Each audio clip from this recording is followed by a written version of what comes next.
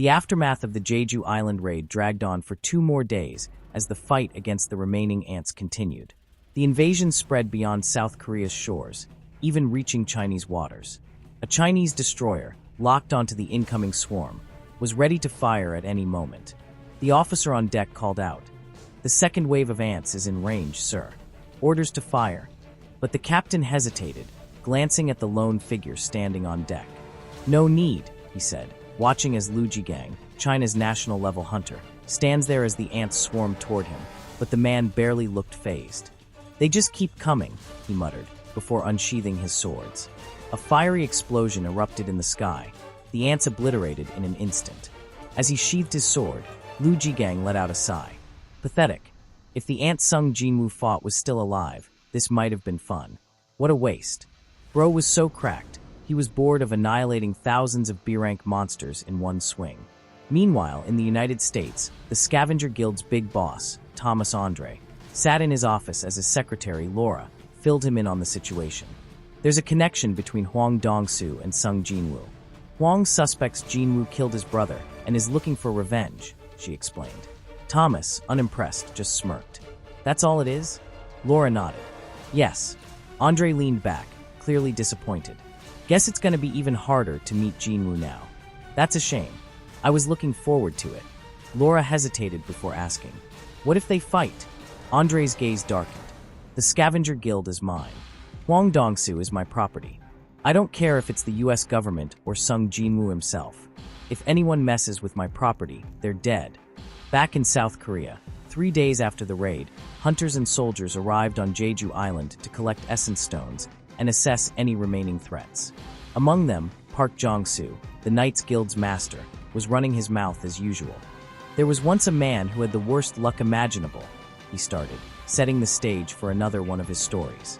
He explained how this man trained relentlessly to become a gold medalist, strict diets, grueling workouts, the works. But just before he could compete in the Olympics, bam, he awakened as a hunter and was barred from participating. Instead of sulking, he founded South Korea's strongest guild. One of his guild members, clearly catching on, smirked. "Wait, is this about you?" Park grinned. "Took you long enough." Another guild member sighed. "And here we go again."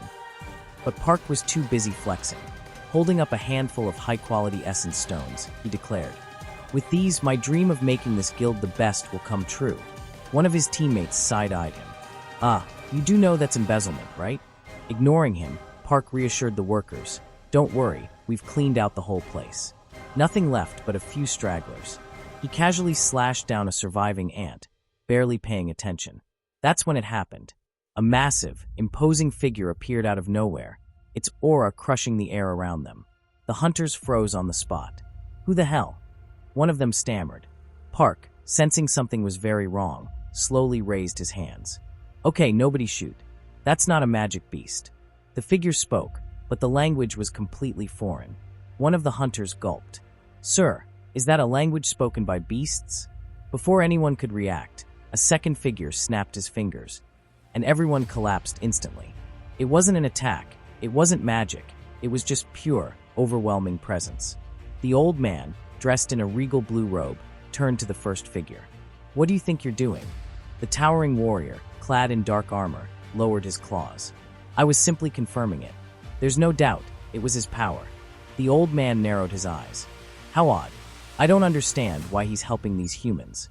If you're so curious, why don't you ask him yourself?" He sighed, glancing at the piles of rotting ant corpses around them. "This place reeks. If she were here, she'd lose her mind." Snapping his fingers once more, he opened a massive portal in the air. "The hunt will proceed as scheduled. This changes nothing." The armored figure nodded. "Understood." Just as the old man was about to step through the portal, his companion spoke. "By the way, one of them is here." The old man paused. "Here? In South Korea. Should we take care of them?" The old man smirked as he stepped through the portal. "No need. Let's leave this to him." The armored warrior scoffed, clearly annoyed. "Coward." But before he followed, he turned to the unconscious hunters one last time, let out a sigh, and sliced the air itself, opening a red portal and vanishing into it. And just like that, Park Jong-soo and his squad had narrowly avoided death. I mean, if someone can just snap their fingers and knock out S-rank hunters, That's already a terrifying red flag. And who were those two mysterious figures? Looks like the real danger is only just beginning. The Jeju Island Raid was over, but the aftershocks were still being felt across South Korea. Every news channel, social media thread, and comment section was flooded with one name, Sung Jinwoo. Some people were straight up worshipping him like he was a god descending from the heavens. Others were breaking down every single move he made, trying to figure out why he pulled up so late in the raid. Bro, I swear, watching Sung Jinwoo summon all those beasts cured my seasonal depression. He's him. Dude really turned the Jeju Raid into his highlight reel. Man showed up like an anime protagonist, soloed the entire ant colony, and dipped. Respect. My parents were killed by the ants 4 years ago. I just wish he had been there sooner. Jinwoo's official debut as an S-rank hunter was nothing short of legendary, but the country was divided on his arrival timing. Yo, shouldn't this guy be considered a national-level hunter? Chill, bro, you're hyping him up too much. Nah, be serious. Dude wiped an entire S-rank dungeon solo. That's different. Still, he's got no experience. He's strong, but let's see how he handles bigger threats. Regardless, that was peak fiction in real life. Dude's a monster. But not everyone was on the hype train. Some people pointed fingers at the casualties, saying Jinwoo's late arrival cost lives.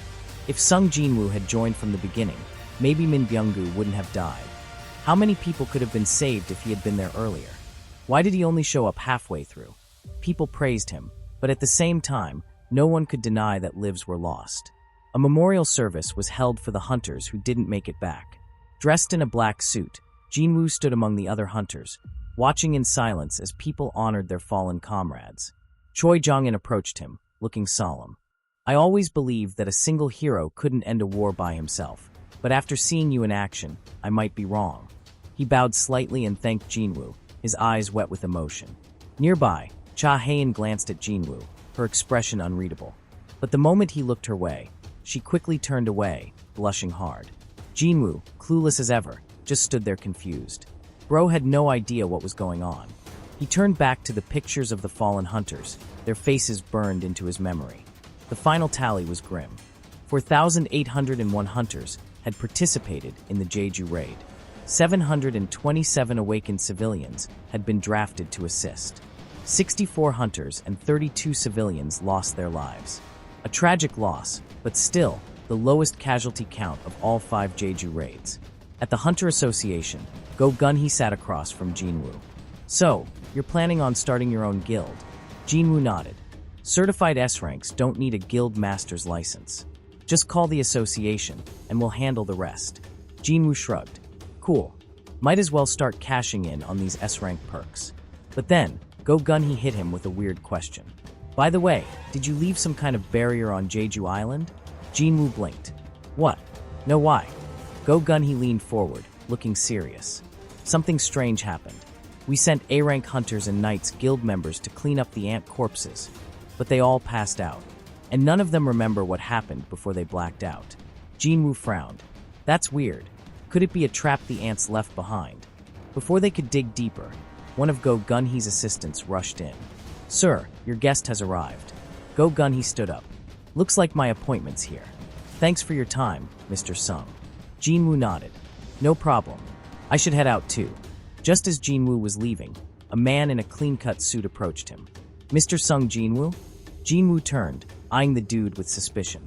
The name's Adam White, senior official from the Federal Bureau of Hunters. Jinwoo raised an eyebrow. The FBI for hunters? What do these guys want? Adam White grinned, his polished demeanor showing. You can just call me Adam. Sorry for pulling up unannounced, but you're a hard man to track down. I even stopped by your office. Jinwoo frowned. Wait, was this the guy Jinho mentioned? So, what do you want? Adam smirked. I want to share some valuable information with you. And trust me, no other country or organization has what I'm about to tell you. Jinwoo, not buying the sales pitch, crossed his arms. And why would you tell me this? Adam leaned in slightly. Because we benefit from working with special individuals like you. I was supposed to come alone, but the Jeju Raid left a huge impression on our deputy director. He wants to meet you in person. Jinwoo narrowed his eyes. And why should I care? Adam's grin widened. Because he's offering you something big. An upgrader. Ever heard of one? Jinwoo's expression shifted. An awakened being that can enhance another hunter's abilities? Adam nodded. That got your attention, huh? So you coming? They arrived at a luxurious hotel where a man was waiting for them. Michael Connor, Deputy Director of the Federal Bureau of Hunters. The guy doesn't waste time. No formalities, no small talk. He immediately slides a thick envelope across the table. These are immigration documents. Normally, they take years to process, but we're making an exception for you.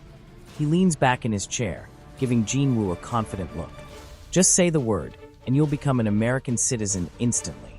Jinwoo gave him a serious look. I came here because White said you had important information to share. Not for a passport. You mentioned something about an awakened being that can enhance other hunters' abilities. An upgrader?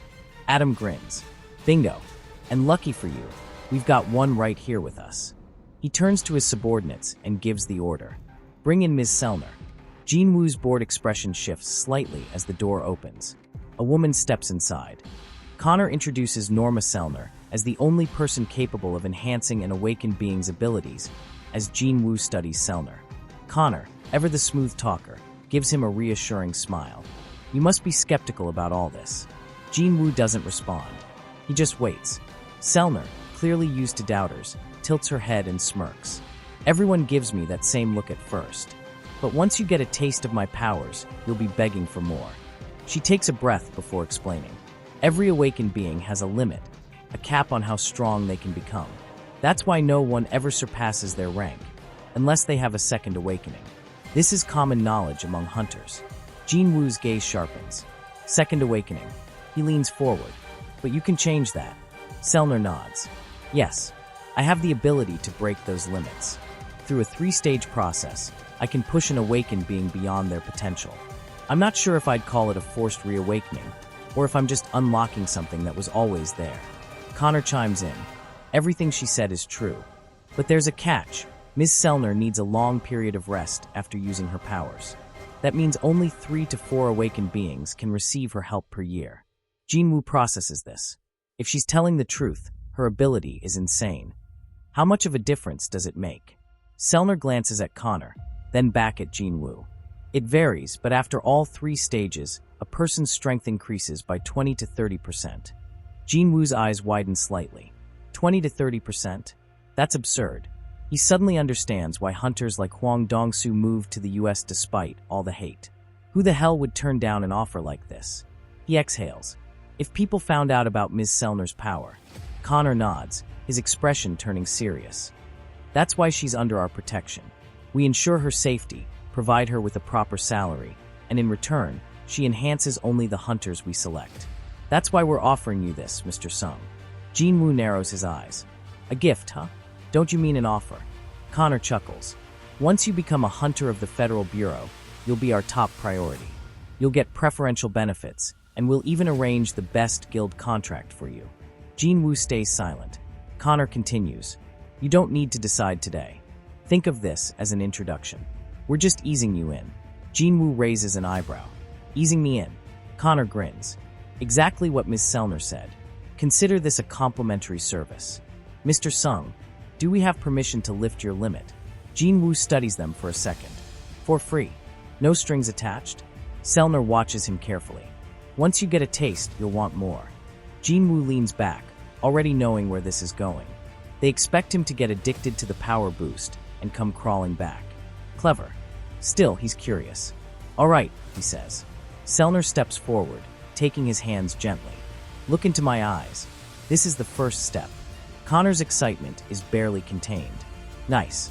He took the bait. Selner initiates the process, her hands clasped around Jinwoo's. At first, everything seems normal, until suddenly, his eyes ignite with an eerie glow. A wave of darkness surges outward. The entire room shudders. Selner's body stiffens. Her breath catches. In an instant, she is somewhere else. A vast, endless void engulfs her, suffocating in its presence. An abyss without light, without escape. And then it appears. A monstrous, towering figure, wreathed in shadows, its eyes like burning coals, glaring straight at her. Her heartbeat stops. Selner screams. A raw, primal, soul-wrenching scream. She yanks her hands away from Jinwoo, stumbling backward like she's just touched death itself. Adam's agents immediately draw their guns. You bastard. What did you do to Ms. Selner? Connor jumps up, panic flashing across his face. Stop. Do you have any idea who you're pointing those at? But Ms. Selner. Check on her instead of pulling guns, you morons. Adam rushes to Selner's side. Ms. Selner, are you okay? Selner is shaking uncontrollably. Sweat drenches her face. Connor turns back to Jinwoo, his expression unreadable. My apologies, Mr. Sung. Our agents acted out of line. Jinwoo dusts off his hands, voice calm. It's fine. Inside, though, he's thinking the same thing. What the hell just happened? Connor glares at his men. If you had done this to Thomas Andre or Luigi Gang, we'd all be dead by now. Got it? Why, yes, sir. Connor turns to Selner, quickly tries to cover things up. It looks like she's feeling unwell. We should reschedule. Mr. Sung, we'll be in touch. Jinwoo nods and stands. Adam escorts him out. Once Jinwoo is gone, Connor crouches next to Selner, whispering, Ms. Selner, what happened? Selner is still breathing heavily, gripping her arms as if she's freezing. He's a king, and a powerful one at that. Connor's eyes widen slightly. Then does that mean he's as strong as a national-level hunter? Selner slowly shakes her head. No, I can't tell because I've never experienced anything like this before. Her voice barely a whisper. He's a king, but not an ordinary one. When I looked at him, something else was looking back at me. Connor stares. What? She shudders. It was an infinite darkness. She clenches her hands, still trembling. And worst of all, her voice drops. There is no limit to his power. Go-Gun he sits alone in his office, staring out the window as he reflects on the Jeju Island Raid. The weight of everything that happened still lingers. We lost Min Byung-gu, he mutters under his breath. He shakes his head. No, Min Byung-gu had retired. Calling him a hunter now wouldn't be right. But that didn't make the loss any easier to accept. The old chairman sighs, rubbing his temples. It was a noble sacrifice, but it breaks my heart to bring closure to the raid like this. There will be more obstacles ahead, and when that happens, it might not just be one sacrifice. His phone rings, pulling him from his thoughts. What now? He mutters, picking up the call. Sir, a B-rank gate has opened right in the middle of a road. Go-Gun he frowns. A B-rank. Normally, that wouldn't be too much of an issue, but its location is a problem. The caller continues. It's causing a major traffic jam, sir. A regular attack squad won't be able to handle it. Should we contact a major guild? Go-Gun he thinks for a second, then remembers something. Wait, isn't Sung Jinwoo's office near that area? Jinwoo, meanwhile, sits in the middle of that very traffic jam, looking unimpressed. What's with this traffic? This is exactly why I prefer the subway, he mutters. His phone rings. He glances at the caller ID, Go-Gun he. Jinwoo picks up. Yes. Mr. Hunter, this is Go-Gun he. Is something wrong? There's a gate in the middle of the road. B-rank. Jinwoo glances around. Ah, so that's why the traffic's this bad. Go-Gun he chuckles. I know it's a B-rank, but can I leave it to you? Without permission? Jinwoo asks, already smirking. Go-Gun he laughs. Haha, Mr. Hunter. Where'd you get permission? From the Hunter Association. And who am I? Jinwoo catches on immediately. The chairman. Exactly. So don't worry about permission. Jinwoo sighs. All right then. Thank you for the Maya. He stops himself. No, I mean thank you. At the scene, chaos is unfolding. News reporters are everywhere, trying to get a shot of the gate. Hunter Association officials scramble to maintain order while the public watches from a distance. Jinwoo arrives. The moment he steps out of his car, all eyes are on him. The crowd erupts. Wait, is that Sung Jinwoo? No way. He's here to handle the gate. Hunter Association personnel turn to see what the commotion is about. One official steps up, trying to maintain protocol. Wait a minute. You can't just walk in without permission. She stops mid-sentence.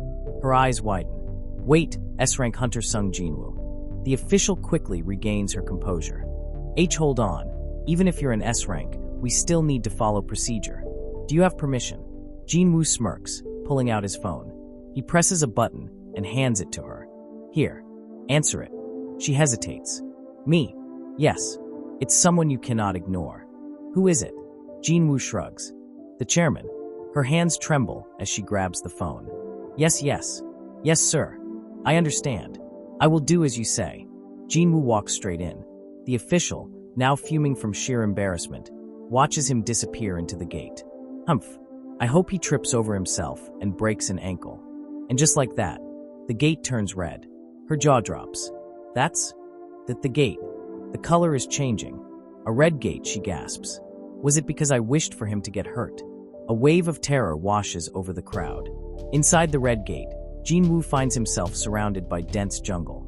He lets out a sigh, glancing at the now sealed exit. Great. A red gate. Just my luck. No way out until the dungeon is cleared. Guess it's go time. But then a memory surfaces. A few days ago, at home, his mother looks at him with gentle eyes. Jinwoo, just do what you want to do. He listens in silence. She continues, we can't do anything about the awakening. If you're an S rank, you'll have to save many lives. Like your father did. Jinwoo lowers his gaze. His mother smiles. Your father was a firefighter before he became a hunter. I fell in love with him when I saw him saving people. But what can I do? You're his son. She places a hand on his. Just don't overdo yourself. Okay, back in the red gate, Jinwoo exhales. I'm relieved. Mom wasn't against all of this. He cracks his neck and assesses the situation. Well, this won't be too much for me. I'll finish this within a day. He summons his army. Let's hunt. A hunter exists to hunt. That is the law of this world. But monsters? They aren't the only enemies. A hunter must always stay sharp, because the moment they let their guard down, the hunter can become the hunted. It's a game of survival. A fight where the roles can flip in an instant. It doesn't matter if they've hunted hundreds or even thousands. The hunt never truly ends. Not once. Not for a single second. Has a hunter ever had the luxury of stopping? Jinwoo looks ahead, his soldiers standing at attention, awaiting his command. The battlefield is his domain. The hunt continues. Jinwoo smirks. Let's move on to the next target. And with that, Season 2 comes to an end. If you're enjoying these recaps, make sure to subscribe. More solo leveling and other epic manhwa recaps are on the way. Don't miss out. Also, hit the like button and leave a comment with your favorite moment from this season. Let's talk about the peak hype.